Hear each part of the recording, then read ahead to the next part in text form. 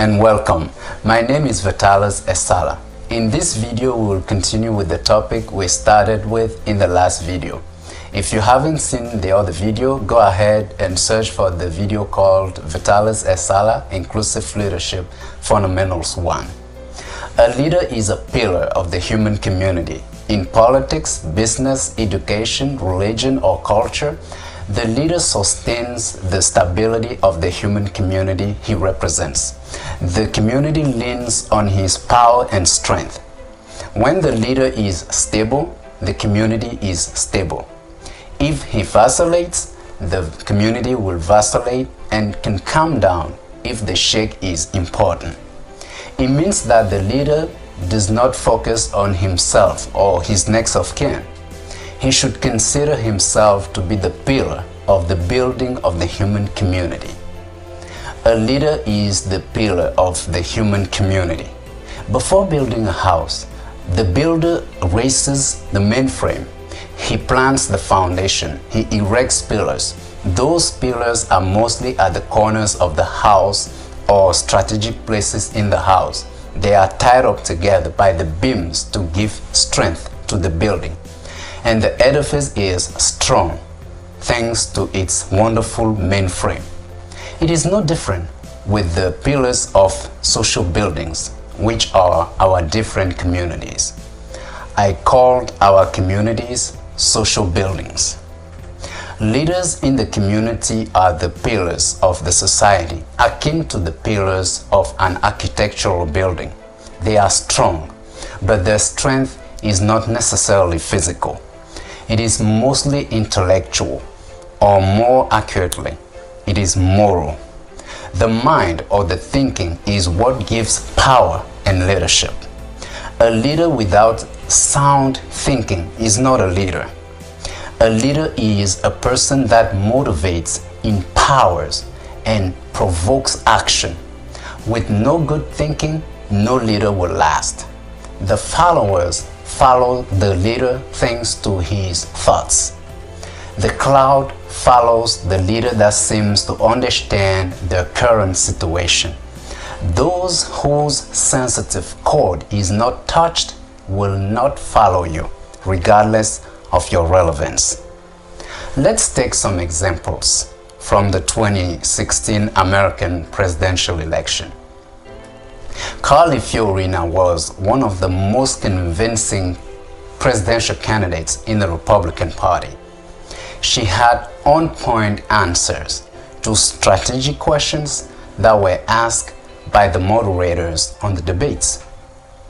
She had a very comprehensible message and plan for the race. Likewise, Governor John Kasich of the state of Ohio was the most fit for the presidency in the race. Ted Cruz had a very mature way of handling controversies. Marco Rubio was the most charming gentleman. In the Democratic Party, Martin O'Malley had the most presidential stature of the group. Bernie Sanders had the most appealing message. But none of those people was elected as the party's nominee. Why? You can find a million reasons, but I believe that among other reasons, they did not talk to the heart of enough people. If you are successful in talking to people's heart, so to speak, they will follow you. The best way to talk to people's heart is to address the topic of their interest. All good orators know this, but not good orators are inclusive leaders. Inclusive leaders seek to understand the community's needs. Tapping into what people like is the first step into inclusive and effective leadership. Understanding what people like, want, and need is a step further. Every inclusive leader must get to this point. It is the point where you will work hand in hand with the community and for the community. If you don't understand your community, you cannot pretend to be their leader. Inclusive leaders address the needs of their community. They build roads, schools, hospitals, and they alleviate the burdens usually put on the shoulders by life circumstances. Inclusive leaders pass rules and regulations that help the community to grow. Regrettably, that is not always what most leaders do nowadays. Now, do not think that I'm only talking about political leaders. If you are in business and you do not know what your customers need and want, you will close down.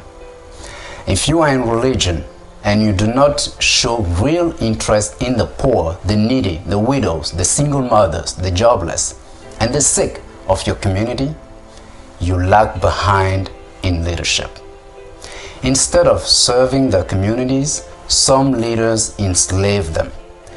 Instead of helping the communities, leaders help themselves and build fences around themselves to keep the community at bay. But every inclusive leader, whether elect or self-made or appointed, must be available to their community and must listen to their community. My hope is that you will become that inclusive leader. We will continue with the fundamentals of leadership in the next video. Are you in business and you are trying to establish leadership? Give me a howdy and let's see what life has in store for you. Are you in religion and you are trying to build a cohesive community and expand the borders of your mission? For years, I have taught religious leadership in schools. Talk to me. Let's talk to God together and see what El Shaddai has in mind for you. If at any time you have questions and you want a quick answer, get hold of me by visiting my website www.actonyourdreamtoday.com.